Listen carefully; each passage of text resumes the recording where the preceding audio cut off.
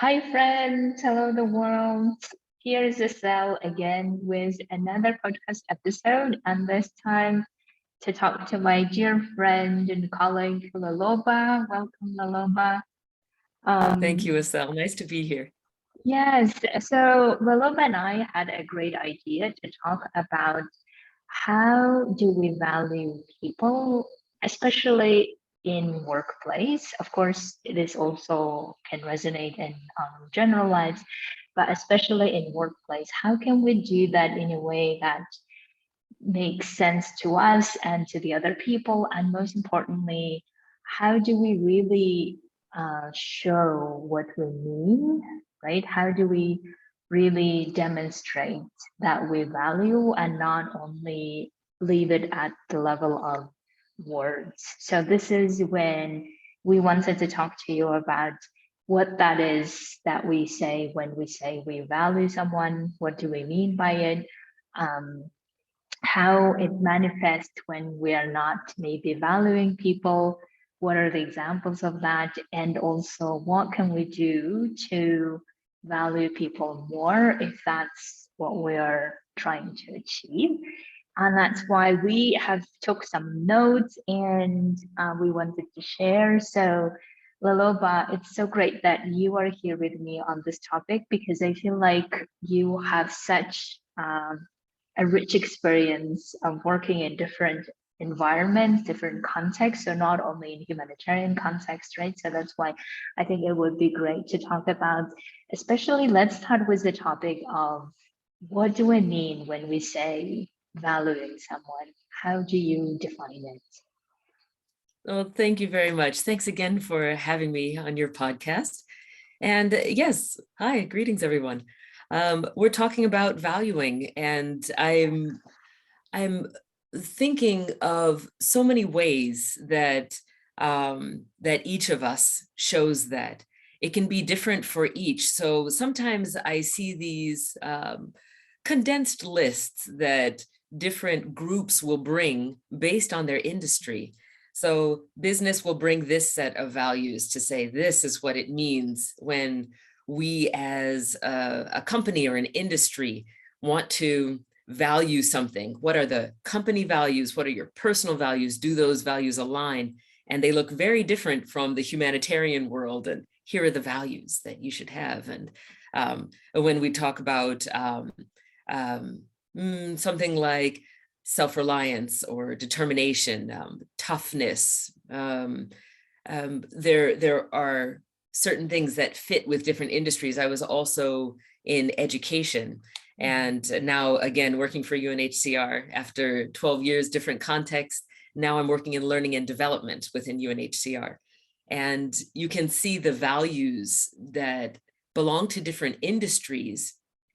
And I would just really like to bring to this conversation that when somebody tells you, here's the set that belongs, empathy, humility, uh, um, um, something like attentiveness, you can bring every piece from every part of you to that conversation. And just because you're in a different industry, it doesn't mean you'll be there for the rest of your life. And it doesn't mean that you have to adhere and realign all of yourself to fit with all of these values that are being named for you.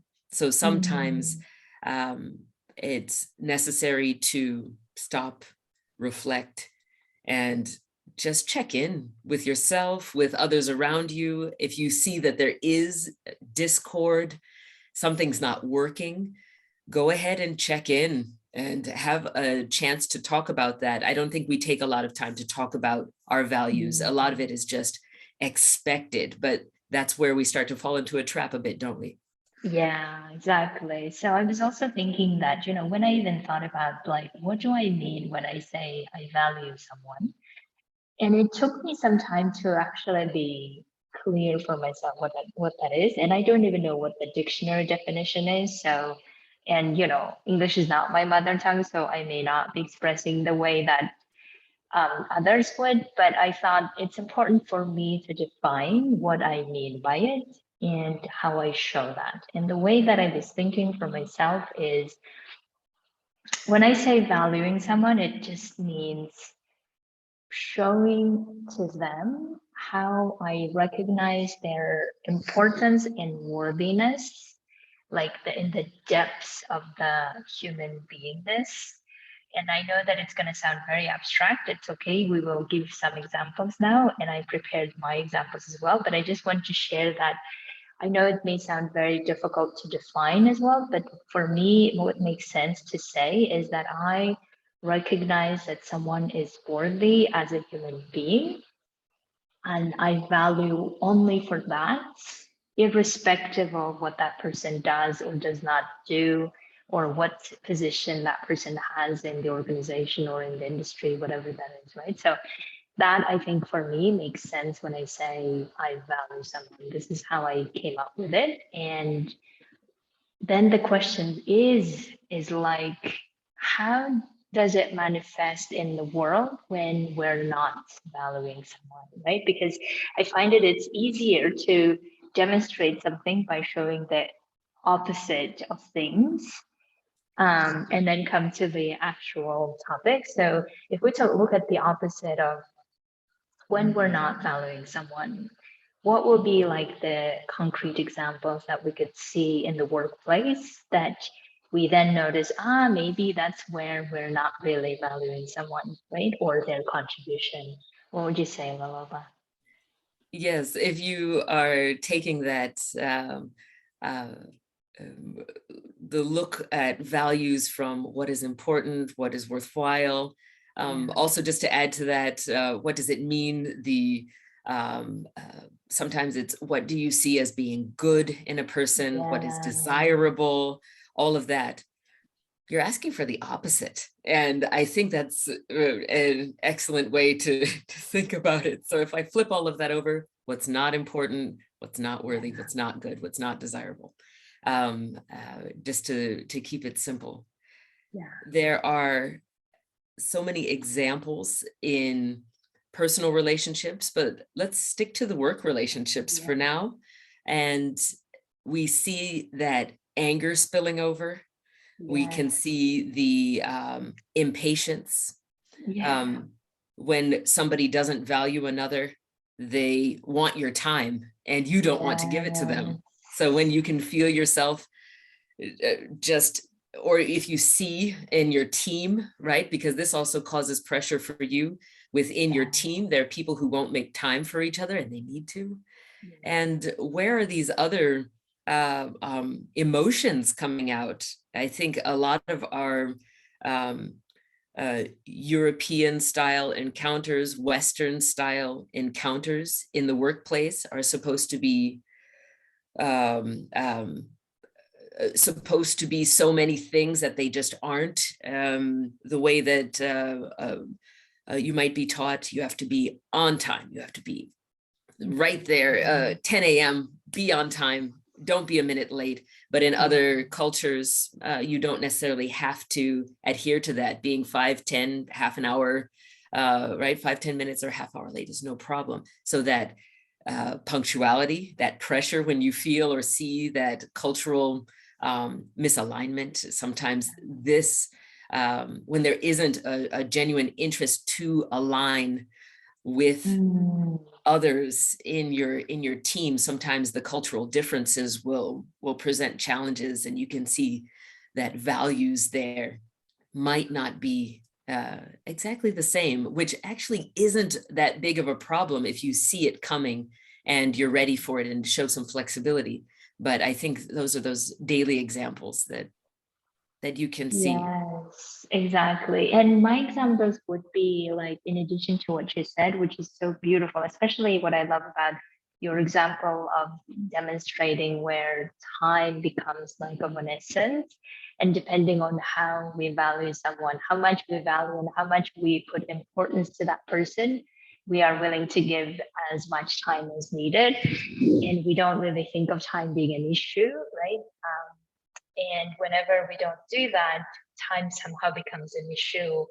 And this, I see it so often. And also, I have done this, unfortunately, in my own work as well, where I did not give enough time to certain people, maybe because I didn't like actively value their contribution maybe. So that's why I can see that in my own experience. And the other thing that I was thinking of is that whenever we don't value someone, it seems like it's so easy to discredit their work. It seems easy to talk.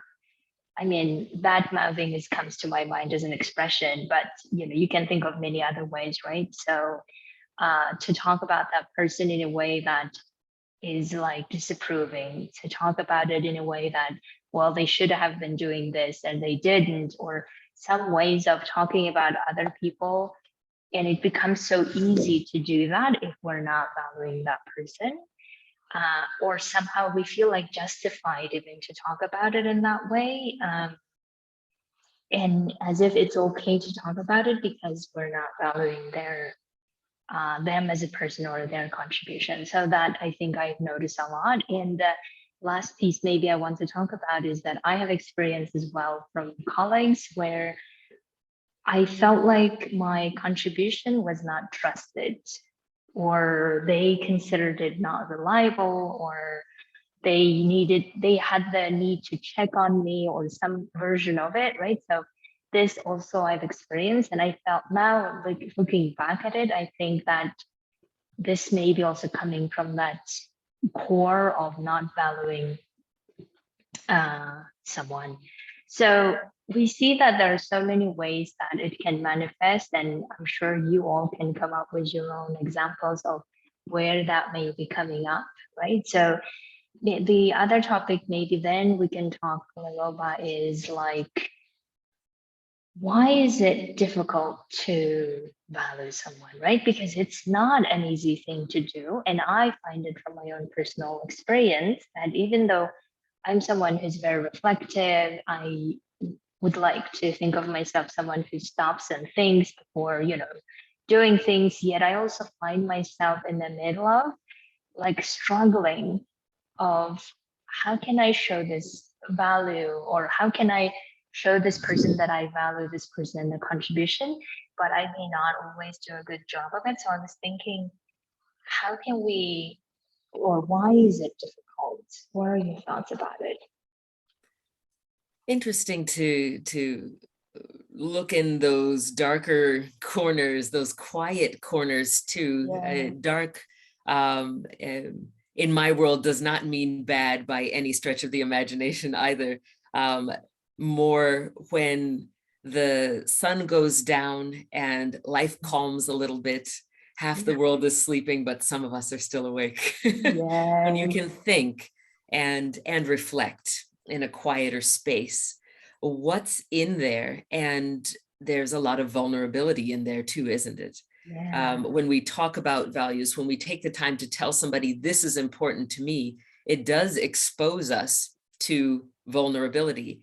The way our families are important to us, when we tell others, the most important thing to me is my family, then some people will look to harm that thing that is important to you in order to attack. This is history. I'm speaking more from history in general than from what's happened to me personally. I think more we can see it in our current work world, the weakness that is perceived when you're caring, when you're kind, when you want to be seen as a leader, as a champion for something, champion for human rights, champion for climate action, for climate justice, for things that you care about. As soon as you put yourself out there and say, this is what I care about, including people, these are the people I care about. I want to support my immediate team, my bigger team, my organization, my who are your people. As soon as you define your group, then when that group is attacked, you are attacked. So if you align yourself with whomever, including as an activist, if you align yourself with a movement, the movement is attacked publicly, you are attacked. So there are many dangers, even factions within work that you might have experienced yourself. Yes. Also to all of our listeners, right? The people who are trying to keep power for themselves are looking to see who's coming up. And rather than establishing mentoring relationships and realizing all of our time is limited, if I'm going to move on eventually, I need to make sure those that are in the talent pipeline are with me, able to have these different skills. I value individuals. Who am I going to invest in? So I think there's this showing that you care. There's the vulnerability in it that makes it extremely hard. And then there's an investment. So when I know I'm not going to be here, I have a limited time, then you start to also see, oh my gosh, here comes that time pressure again. Where do I invest? Where do I put my time? And it becomes extremely challenging because we do have limited resources. Exactly. Yes. So for me, the way that I was thinking about why it might be difficult is first, I feel like it's a lot of expectations we place on ourselves and on others. And also, in some ways, rightly so, because we believe that that's how we grow, that's how we connect, that's how we function in the world. So that's why whenever we place those expectations, especially when we work in very multicultural environments, those expectations are not going to be met.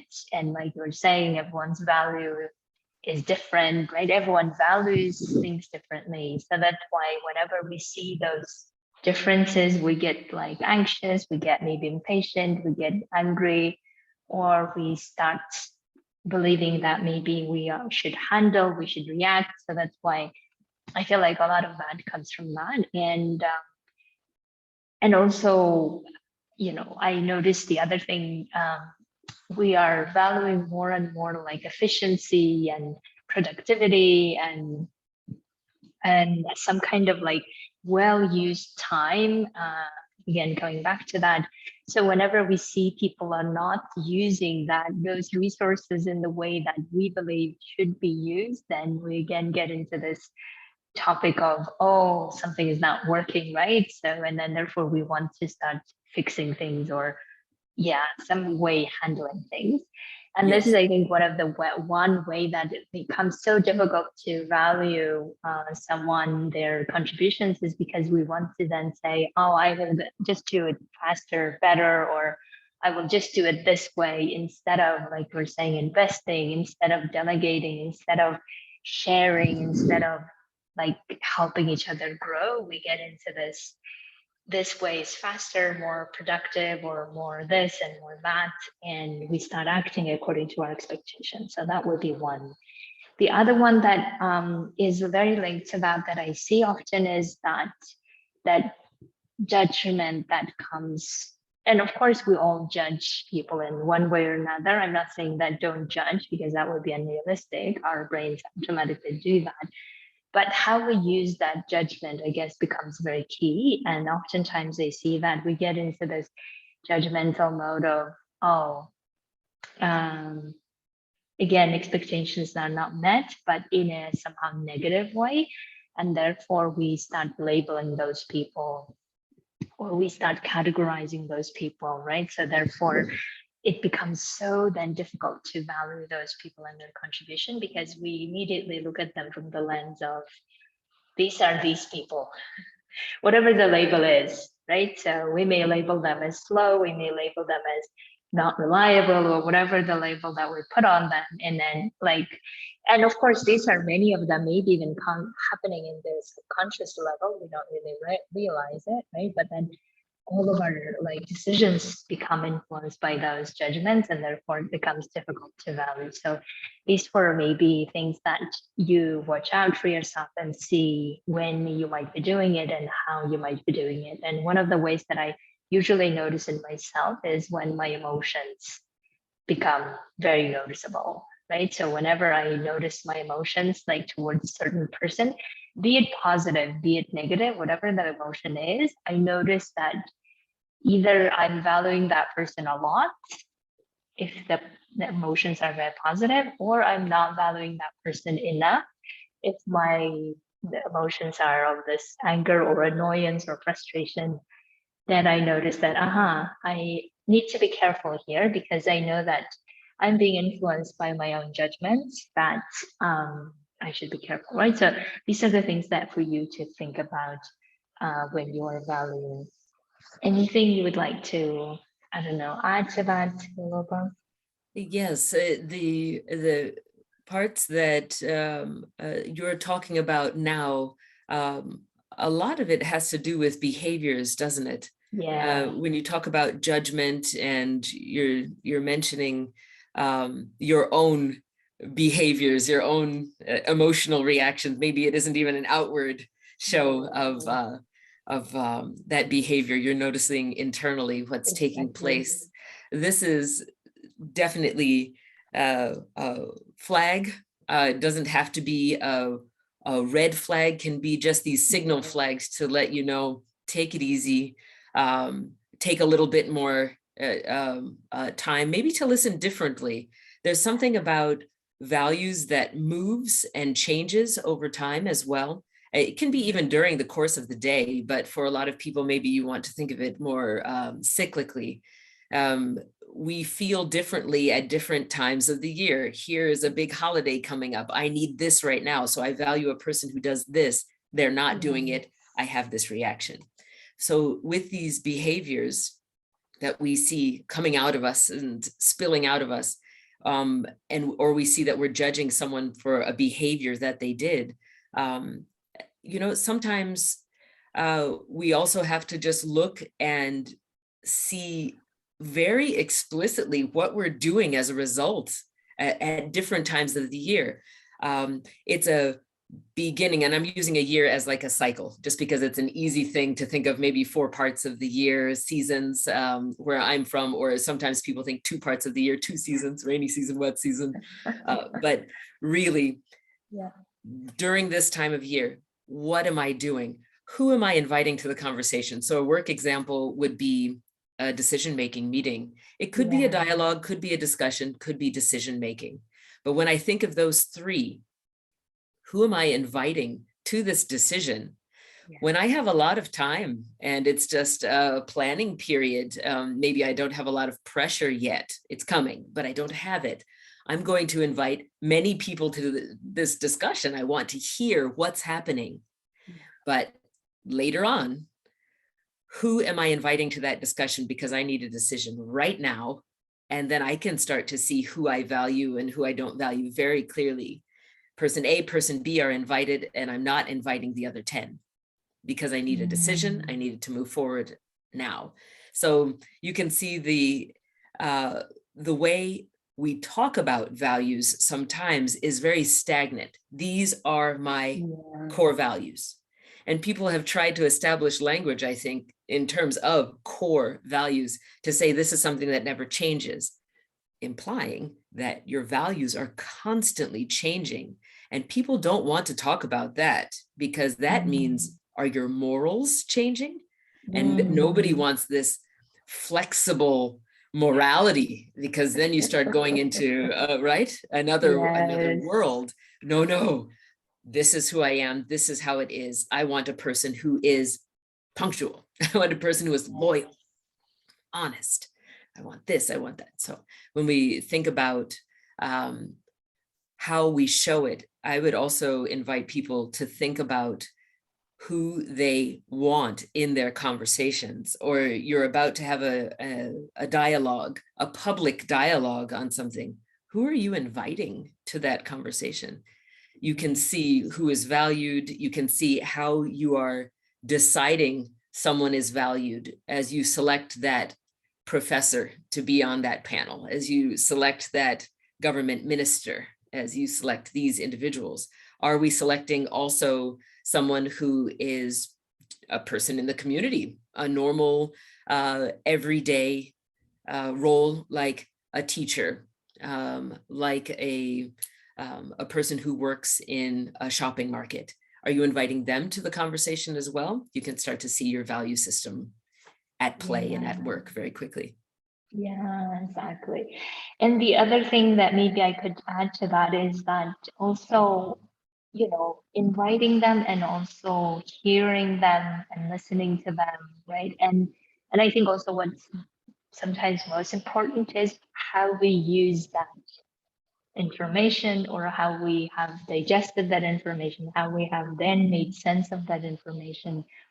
Because oftentimes I feel like we have these conversations where we talk in a very nice way. We are all telling our views. We all see this is how things need to be changed, or this is how we want to go. And then when we don't see that reflected in the result, then we get somehow frustrated and we're like, well, maybe after all, my contribution was not valued, even though maybe there are some explanations to why things didn't go the way in the end, right? So that's why I feel like, I just want to demonstrate, I guess, that valuing someone and their contribution happens throughout all of our actions, from the beginning until the end. And as soon as we start neglecting somewhere in that pipeline, then it starts to generate question marks for people. We start asking questions as to, well, what was the point? Why did we do this then? Right. So that's why I know that, in some ways, maybe someone hearing this, they will be like, well, maybe I shouldn't be even doing this kind of thing at all because it sounds very intricate and difficult. And, why bother? I understand. But all I want, I guess, to say with this is that, um, how we value someone and their contribution shows up in everything that we do with them, in every way we interact with them, in every way we, show the accountability afterwards, show the results afterwards. So it goes all the way through. And I also feel that, it doesn't need to be very complicated and difficult. I think as long as, what my orientation now is that I value someone for being a human being, no matter what. And and if I have that, and I somehow like um, detach their behaviors from the human being, then it's, for me, it becomes easy to do that, easy to value someone. And then the, behaviors can change over time. Like you're saying, values change over time. So that's why that makes for me easy to orientate myself and say, I value every person, no matter what they do or don't do. And then we can look at the behaviors separately and then decide whether we approve it or not, right? Because just because we value someone does not mean we should agree with them at every stage, obviously. It So I think that's why it becomes for me easier to look at it that way. So maybe, the last point, Leloba, we can talk about. We already talked a lot about what we can do, to value someone and how that could look like. Anything last points you want to say on that? And then we wrap up. Yes, I would like to just, continue to think with you about this last point that you're talking about, separating the behaviors from the person. Yeah. I would want to look at that same image and just to turn it a little bit to another perspective, to think about what we do with a company, project, the way an office is functioning. We break it into parts to try to understand what's working, what doesn't work. And this is what we really need to do when we think, do I value somebody? We can break things into parts, but then all of a sudden we come right back around to the fact that this is a person. And if we are valuing the person, not the work output that they do by itself, that's different, because valuing the person, you can't break a person into parts. A person is a person, and a person has value. When we are breaking things into parts, what we're breaking into parts is their behaviors, their work output, their demonstrated what A, B, C, D. They demonstrated that they can show loyalty to the chief. And then this person advances in their career. So you can see them, and somebody in the hallway at the water cooler is saying, why did that person move up? And why did this person move over here in this job? Yeah. And we start to break this and look at what has value, the loyalty to the boss. But was it something else? Are there other things going on? So what I would want to do, looking at that, separating behaviors from the person, I would want to just deepen that expectation, that just really look a bit deeper and ask yourself, what am I breaking apart here? Am I looking at all of the things that I desire from a person, and I'm trying to fit somebody into a behavioral slot where this person fits into all that I desire, right? I want the punctuality, I want the loyalty, the honesty, the attentiveness, the caring. It becomes a challenge when you're in the humanitarian role too, because sometimes the way that people demonstrate that they are showing value is through selflessness.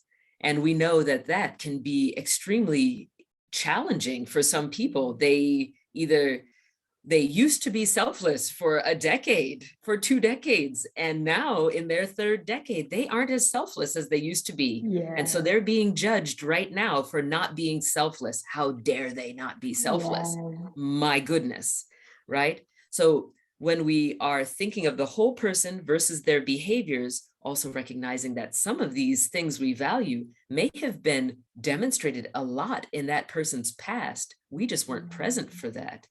So we do need to take time to fully understand that person, not from who they are standing there in front of you today, who they were before, what they value, and what they want to bring today, and what they can offer today, because maybe they can't offer anymore what they used to. Maybe there was, I had a colleague who had a brain tumor, very well-known, respected expert in her field.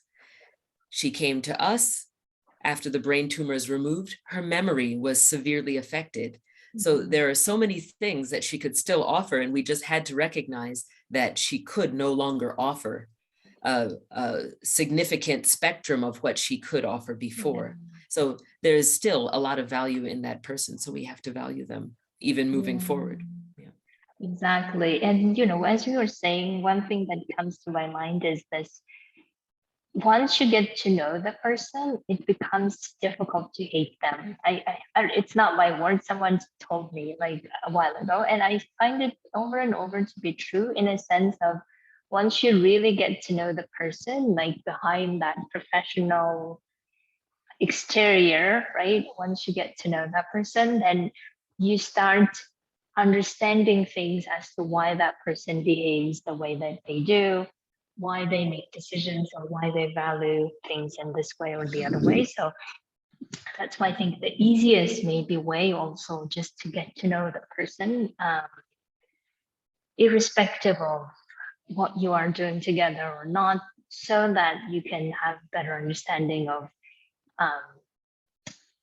working together, if not working together, but just being mates together, being in relations together. So that's why I find for me as well that, sometimes I want to like separate the person from the behaviors, and that makes it easier, like in my brain, to understand things. But sometimes it's just easier to talk to that person, to get to know in the background of that person. And that just makes things a lot easier to then go forward, moving in the whatever the relationship we're holding or maintaining.